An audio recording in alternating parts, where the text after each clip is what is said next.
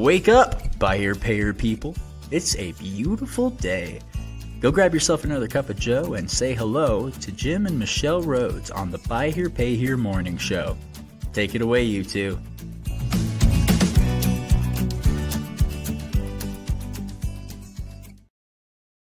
Happy Wednesday. Hello. Welcome, everyone. Yeah. As I was waiting for the intro stuff, I was doing math in my head. What? Why? I know, right? 2 weeks until Christmas. Yeah. 14 days. That's Yeah. true. Yeah. I did that math this morning when I was thinking about our podcast. It's 2 weeks from today, the holiday itself. Mm-hmm. So thinking about that for, in the context of collections. Yeah.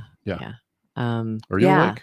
I'm trying to wake up. Yeah, me too. I'm feeling a little bit groggy this morning. Had a hard time sleeping. Oh yeah. Well, and Jib's like, he put his eye mask on because I had the lights on because I was still scrolling on. She comes to bed. She brings Facebook to bed, and I'm like, I'm trying to sleep over here. Okay, I know. And actually, I keep threatening. I keep threatening Facebook, not Jim, that I'm going to go on a social media fast, and then they keep sending me really great stuff to look at. My thing is, one of these days I'm determined I'm going to go past the reels. You know how they put the reels in the middle of your feed? But that's the stuff that I really enjoy, and we all know social media is just one big huge algorithm. And my algorithm, because it really is, it's on what you want to watch is what you see the most of. So if you like doom and gloom, you're seeing that an awful lot. Yeah. If you like, whatever, what I see is ancient Egyptian history and things like that. I'm just like, I just enjoy that so much. Lately, and so I'm always seeing a lot of stuff like that. Lots of gadgets and tools, and it's because it's Christmas too, and they know you're a dude, and you still haven't even. You click like on one of them, and there you go. Here comes the flood of the stuff. So yeah, speaking about Christmas, I managed to put together cookie things for neighbors that got finished yesterday. So, but not a gift under the tree. Haven't even started. I ate all those cookies. Right? Did you eat them all last night? Bags, that's where you disappeared to in the middle of the night. Right on. So, do we have any announcements before we get? No. Our V8 schedule, of course. I'll just remind everybody we did set the date for our first white hat certification course. That will be an invitation only event. We're going to kind of handpick our candidates for that one, and we've already started. It will be here in Utah. Yeah, we're bringing them to Ogden, Utah. I wanted to show and tell again. Dear Santa, please stop judging me. Yeah, our fun holiday Christmas mugs. Yeah. Mm-hmm. We've got V8, and again, the pricing is going to be going up the first of the year. So I didn't tell you anything about V8. I was talking about the certification. Oh, the certification course. Sorry. Yes. Yeah, I really am not quite. Yeah. I'm not quite 100% there. Yeah. So certification course and V8. Yeah. Pricing going up. Today's topic is something we've kind of touched on at different times, but it's really timely for this time of the year, and we recognize that a lot of our listeners. I mean, we have a lot of listeners that are seasoned, have been in the business for a long time. They're usually the ones that we enjoy getting the most feedback and comments and all of that from. But this is something we recognize that we have a lot of listeners that are newer in the business, and so we just kind of wanted to talk about something that is what happens and how to handle it in a white hat way. Yeah, and I think this one's especially important. As we often find, there are certain subjects that kind of go to the heart of the philosophy that sort of separates a white hat dealer from a non-white hat dealer. I don't have to call him a black hat dealer, but it's just somebody who's not necessarily following a white hat philosophy. So maybe to talk about this, we back up. Back in October, we did a broadcast about proactivity in collections. So we would have been anticipating that we would be proactively communicating with customers, leading into the holidays, so Yes. that we would avoid finding ourselves with a long delinquency list right before Christmas or Yes. right after Christmas, trying to Yeah. manage that in advance, or at least have understandings in place. And I mean, like, completely understand. Those of you who have been in the business for a long time know this happens Right. in the Christmas season, because a lot of our customers can barely make a car payment work They're struggling. on a regular month. Sure. This is not a regular month. This is, oh my goodness, it's Christmas, and there's a lot of stuff that's happening this time of the year. Yeah, too. and so those are stressors, right? I mean, people know that the holidays are, can be a stressful period for many, certainly financially, especially for those who are at the lower income segment, right? That's a struggle already, and so now you add the pressures of Christmas and children and all the stuff that goes along with that. Then it's natural to expect that we're going to have stresses. And I would say for those people who get into the buy here, pay here business, they're bound to recognize that. They're bound to know that that's going to be a thing. So I think you want to develop a strategy, and I think you first have to just, all those things, I always talk about policies and procedures have to kind of come through your philosophy. You have to first decide on a philosophy, right? And so this is why I think this is an important subject to really think about. And it's times like these that we really start to differentiate. So it's kind of, how would a white hat dealer handle collections Well, at the exactly. holidays? I pulled up whitehatway.com. Okay. Those of you who have not had a chance to visit there, one word, whitehatway.com. And it has in there the code of honor, basically what our Appendix W is that we attach to every contract. And so, the main foundational piece to how we handle repos, people behind, is this is your why, this is your culture, this is the White Hat Way culture. And so if you if White Hat Way is something that you have adopted in your dealership, or you're looking at what are ways to do this so that it's really is it's a brand, and it really is a way that is about being fair and all of those kind of things. And so, I was just looking at this, and it's like, honesty, transparency, fairness, kindness, empathy, compassion, generosity, goodwill, honor, discipline, humility, consistency, integrity, and leadership and communication. I didn't hear trust. Oh, trust. Sorry. Okay. Yes, trust. Yeah. And there's some others that I didn't add as I was going through, but first and foremost, whatever you do, that it's once a dealership has, like, these are our guiding principles, whatever they are. I mean, they can be the White Hat Way code of honor. They can be whatever it is that your team, all of their actions and decisions go through this filter. Yeah, for sure. And I think right now we're at crunch time. I mean, 2 weeks in, you got people getting paid, bi-weekly is a common pay schedule. So, we're 14 days out. So they're going to be, one more paycheck probably in between now and Christmas, if that. So I think the reason I was kind of zeroing in on trust on your Appendix W is going back again to we urge dealers in a white hat context, you would be proactive about collections. The other thing that would be happening is we would have some level of trust established with the customer already. So that's important now, because in the context of them answering our phone calls, because we put the poll out this morning and I jotted down the results. We just barely got it out about 3 hours ago, but basically the results that are coming in, we asked, the poll basically asked, let me just find it, make sure I get the language exactly right. So I can say, so the poll said, in the last 7 days, what percentage of your past due customers are answering phone calls? And the option one was 100%. Of course, nobody said that one. The next one was more than half. The next segment was maybe 25 to 50%, and then less than 25%. As of airtime, we don't have any answers at less than 25%. Everybody's in those other two buckets, and we were not at 100%. Right, again. 42% said 25 to 50%, and 57% said more than half are answering the phone. So if you could, that's a small sample, but it's basically the idea here is if they're answering our phone calls, because we can work through, and you've heard me say this, like I feel like if I'm the dealer, I'm the collector, I'm talking to the customer, I'm gonna say and even if the words don't come out of my mouth, my approach is there's not going to be anything that comes up that we can't work out together when we're communicating. Let me know what's going on. I'm empathetic to your situation. I'm going to work with you. And I'm bringing a 10-year approach to every interaction and every situation. Yeah. Collect the cash, not the car. Brent Carmichael. Yeah. A class. And that's not to say demand the cash today.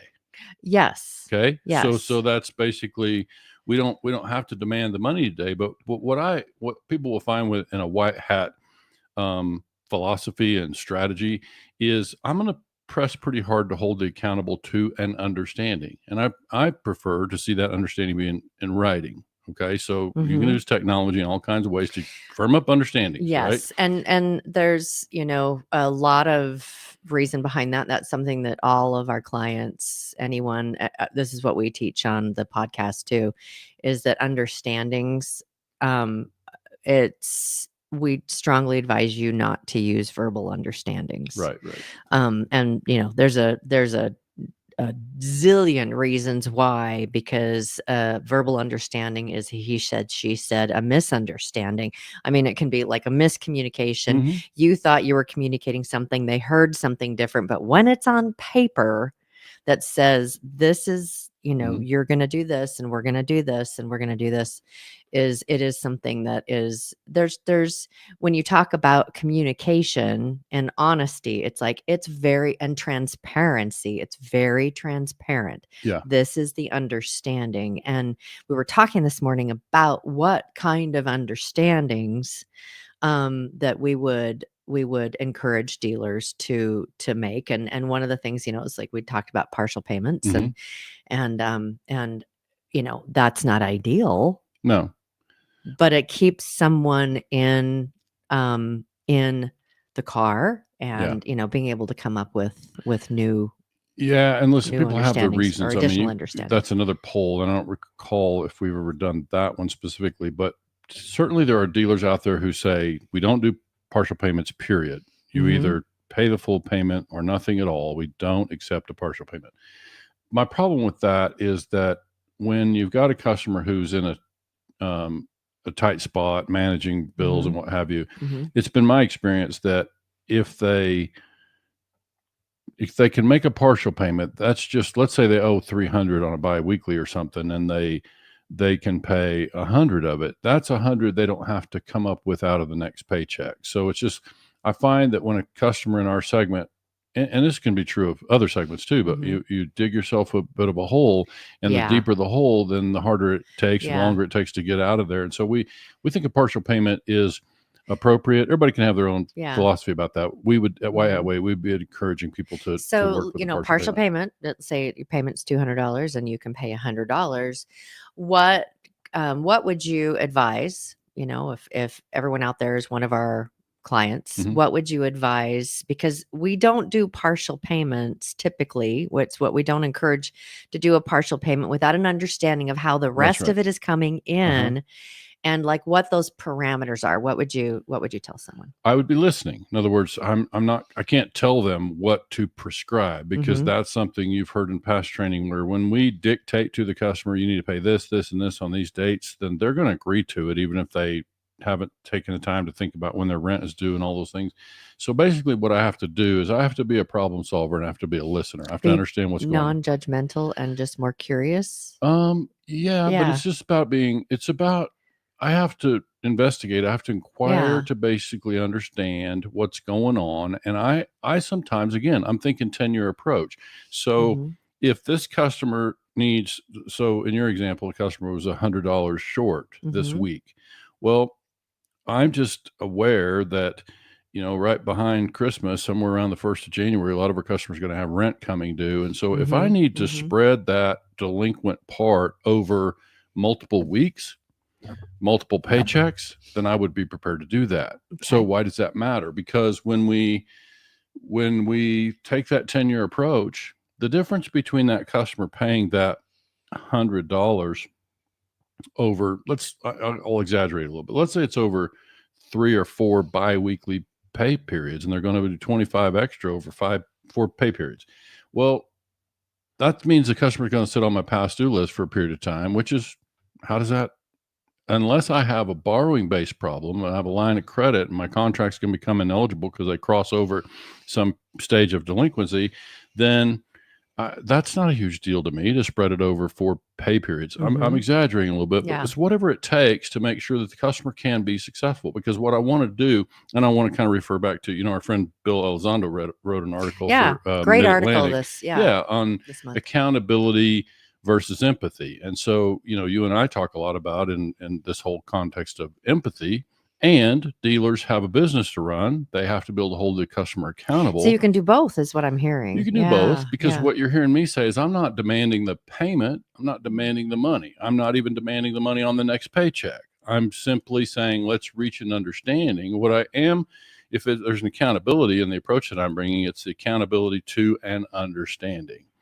And so, as you know, I always say one understanding can be replaced by a new one if it became necessary, especially if the customer comes before it ever, comes due and works with me. I'm going to work with people. And life is life, and it's full of curveballs. And so I just think you have to be prepared to adapt. And you hold the customer accountable to whatever those understandings are. So that means I have to be careful to draft an understanding, reach an agreement with a customer that is something they can manage. Why? Because I want to hold them accountable to that understanding. It's not about dollars. It's about following through on whatever. So if I spread the dollars and I reach a new understanding through a payment agreement, payment arrangement, all kinds of different labels for that and different systems and approaches, but I'm just basically going to grant some time. Now, I'm not going to modify the contract. I'm not going to defer the payment on the thing. So that's something kind of specifically that we could dig into, but essentially, I'm not going to modify a contract until I'm just out of options. So that's a whole different subject. We can probably take that on at some point, because we know that certainly with lines of credit, there's different names for that. There would be a rewrite, sometimes called a contract modification. In some cases, you might even consider a payment deferral. In some systems, you can do a due date change and you just move the payment to the end, or whatever. So all those things are things I'm trying to avoid. I'm trying to keep the contractual payments as they are. I'm going to reach an understanding. I'm going to document that understanding. I'm going to have the customer's signature. And if it takes a little time for the customer to catch up, it takes a little time. But I'm really just thinking, this is the holidays. I'm not surprised customers are going to struggle. I hope I've been proactive in reaching out to them and reaching these understandings going into the holidays, because that provides relief for them too. We have the relief of knowing that we have, when the day after Christmas hits, or, we hit the 27th, which will be the first Friday after Christmas, then I'm not going to be surprised if my past due list grows. But I also hope that if I'm the dealer, I'm seeing that my collection supervisor and the team have put together written understandings. So we have understandings in place with these customers, and I don't have to worry that, the business is going to collapse because the customers can't pay. So it's just a matter of, it relieves stress for everybody when we reach out and we're proactive. We reach understanding. Now, in this case, we're 2 weeks out from Christmas. We still have time to be proactive and reach out to people, especially before they're very far past due. My question on that poll this morning was very specific about when the customer is already past due, because we know they're more likely to answer the phone when they know they're current, right? They figure it's not about the car payment. But when they get past due and they're not ready to talk to us because they don't have an answer, then they're not as likely to answer the phone. And so I think we just have to, as you and I talked about, phone is preferred. If I can get on the phone with them quickly and have a conversation, reach an understanding, and then get a signature, then that's fine. We were talking about texting this morning, and then video, and it's like as we were ranking the way that we would prefer to communicate with them. First is face to face. Second is telephone. Third is like a video text, so that they see a face, they see the whatever, the empathy, the concern, all of those things. And then last is texting. And you can throw email in there where you do a video text or a video something, but it's like, the important part where everything is so compressed, and it's a for a lot of people it can be a difficult time of the year, Right. is that you make yourself as human as possible Mhm. to your customers. Sure. It's just you, and absolutely approachable. And this is one of those known, liked, and trusted Mhm. kind of things. This is a long game thing. And if you've been working throughout the year to develop those things, then you already have the equity to, Yeah. to have them pick up the phone, or all those things. But it's these things. It's how do you approach having the conversations with them, Yeah. and what kind of equity. I was thinking as you were talking about it, your approach is that we're always talking long game. Mhm. We're always talking long game. We're always talking long game. And the long game is, a customer that you're going to have for 10 plus years, which most people know, your contracts are not 10 years. That's a Mhm. couple or whatever.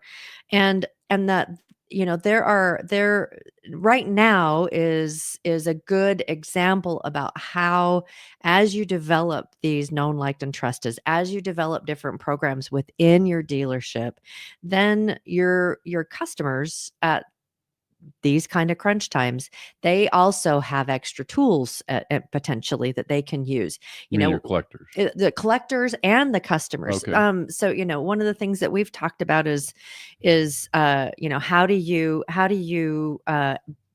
reward good behavior? Mhm. Good. And that really is, I mean, everyone appreciates getting rewarded for some good behavior, Mhm. and good behavior in our industry is making your payments on time. Right. And so, one of the things that we've talked about, if you're looking right now, we're asking that you communicate, try to develop trust, be as human and as personal as possible. But if we're looking towards the long game, come up with ways that you are rewarding good behavior. And one of those things that we've talked about is, it can be supplying Christmas dinner, or because that's a financial and easing a financial thing. Or that if you make 6 or 8 payments on time, you get a voucher for $25 or Groceries. 50 Sure. that you can use anytime that you want to, through no more than X amount of Mhm. vouchers at one time, so that they have something in their bank, Right. that as something comes along, and it could be their last payment, or if you've done something where they've done a great thing, and you have this voucher for the last payment, you also have that as a tool. And Right. it's like, okay, we're crunch time. We want to keep you in the car. We have this thing that's sitting there at the end. What if we accelerated and using it for today? Yeah. And then you don't have it at the end of the thing anymore, but we could use it for today. That's great. I love those kind of things. I think anything that can be a solution that allows us to, because I think the other thing here is that we kind of need to have a financial strategy going into Mhm. Christmas. We can anticipate that our bank deposits could be less. I can say last year, our clients, I remember December was quite strong. They Mhm. collected Had a good quite year. well last year. Mhm. But I think what we could do is be prepared for financial adjustment, that we're going to be a little deficient on payments in December potentially, and allow that kind of flexibility and Plan ahead. vouchers and Yeah. whatever you're Mhm. doing. I think there's one important element that I want to make sure we cover here, because I think in this context of trust, you and I talk a lot about trust deposits. And Mhm. so it goes both ways, of course. Does the customer trust us?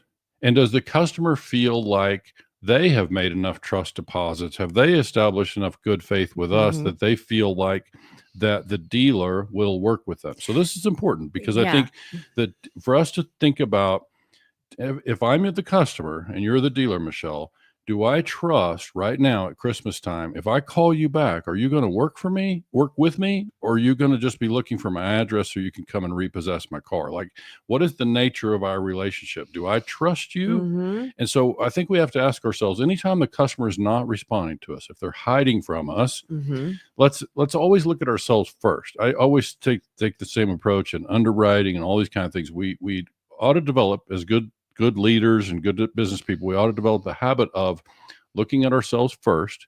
Is there something we could have, should have done differently? here and ask ourselves, why is the customer not talking to us?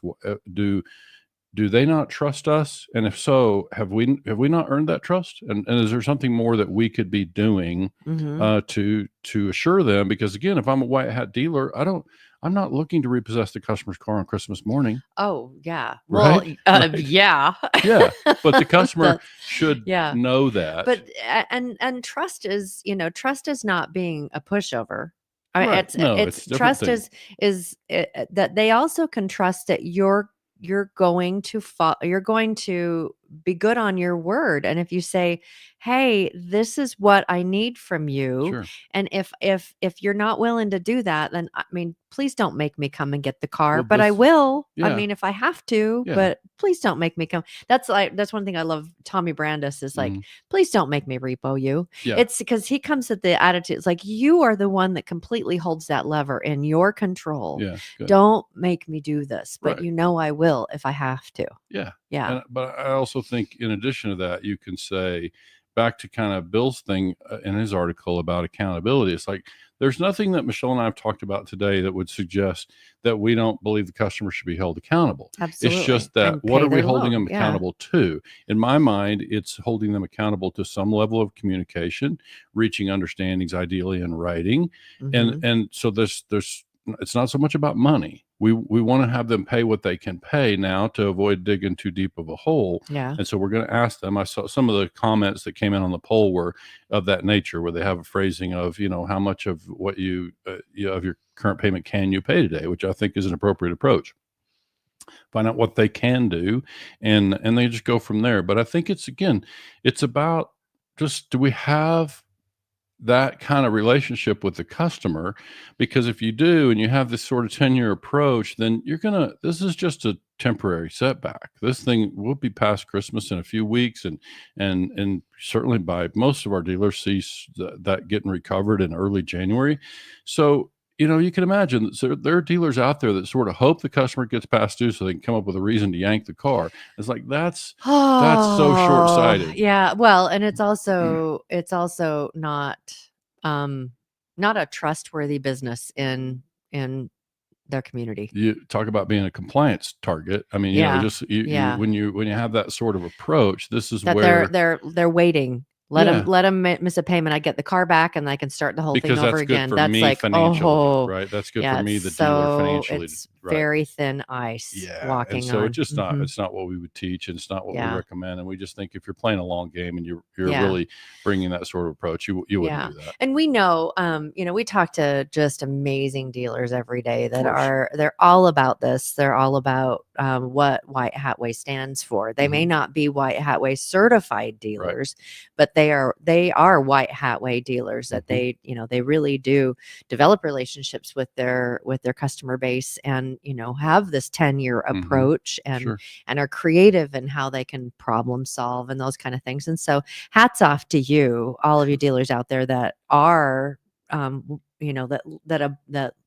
that practice their business in White Hat Way, that fit within that bucket. Absolutely. And this, the conversation more today was really aimed at dealers that are like, I don't know what to do. This is I don't know what to do. This is a problem. And to try to give some ideas and some nudges and it's going to be okay. And let's start planning for next year. Absolutely. That's exactly where my mind was. Right now, we're 14 days out from Christmas. It's a great time for you to document what's going on, make sure and track it, be able to meet with your team before and after the holidays and find out what could be done differently. Because I think when we did our conversation around proactivity back in October, I remember the thoughts were the same for me. It's like, my wishes would be for the dealer, their team, and their customers to have a peaceful and stress-free holiday, right? Yeah. And this is part of how you get there, is you have clear communication, you've built up trust deposits already, you have understanding in place before the holidays ever comes, customers able to enjoy the holidays and not worry about, they've got some written understanding. And so, wow, emotion. Yeah. It's like, it's This is so easily achieved. It absolutely is. And just, for those of you who are listening to is, we're watching, this is going to sound like a squirrel, but it really, really relates. We're watching what's happening in economy and how Sure. people are, there's going to be a piper to be paid with a lot of people, in our communities, hmm that we're going to see in the next coming years, potentially an influx of people that are not used to the world that we live in. It could happen. And those are, honestly, those are your perfect customers. Sometimes they have to Um, be it takes a little period of adjustment. Yes, I mean, but it's like Mhm. they have fallen off the credit merry-go-round for Mhm. whatever the reason is, and that they want back on. And so you are their pathway to getting back on Right. a merry-go-round credit merry-go-round. hmm So, let's work together Yeah. to listen to the podcast. We've always got a lot of different ideas on how you can become known, liked, and trusted in Mhm. your community and be that soft place for people to land. Yeah. Good. The softer, Yeah. because Yeah. it's a hard fall. And and even our regular customers, they fall all the time as Sure. well. Yep. And it may not be they've been off the credit merry-go-round their entire lives in some cases, but be that place that you can go and help people achieve better, Sure. that they can be better and One a one better quick experience. specific thought before we wrap up. I think if I'm sitting here, today's the December the 11th, so we got Friday the 13th coming up. Oh, a little chuckle. It's So Friday the 13th. yeah, I mean, for yeah. those customers that are paying this week, I would be talking to them. This is part of what is important to do on when they pay on Friday. I would be asking them, hey, first of all, it'd be rewarding them. Hey, thanks for making the effort to get this payment in on time. I know it's Christmas and that can't be easy. So can I ask you quickly, like, are you expecting a full paycheck on the 27th? Is there anything that we need to do? Again, opportunity to be proactive. Absolutely. You got a paycheck coming biweekly on the 27th. That's 2 days after Christmas. Are you working full hours? Do we need to make some sort of arrangements? I mean, I'm just basically trying to learn from the customer while I have them. Yeah. Is what do we need to do? Yeah. I'm mindful. 2 days after Christmas, where you at? Because you may have missed some days. Some people don't pay for the, they don't earn paid holidays, what have you. It's just, let's have the conversations, talk to them, and they'll hear in my voice that I want to avoid a problem. Let's reach an understanding now. Whatever has to happen, let's be proactive and let's figure it out so Agreed. that nobody has to be chasing anybody. Yeah. Right. Absolutely. Right. Just there's so many different episodes that we've talked about ways of dealing with people getting behind on payments and through White Hat Way, which is, usually when we have that conversation, it's through the context of White Hat Way. So, we, like I said, thank you, dealers, those out there that are really doing good and really trying to support their customers. Thank you, thank you, thank you, thank you, thank you. And those of you who are facing this for the first time, take a look. See what you can do to shift and adjust, have a conversation with your team because it's a stressful time, and go out there and have a fantastic holiday season and, do what you can to collect those payments. Right. All right. Have a great day. And we will see you on Friday Friday the 13th. All right, everybody. Thanks so much.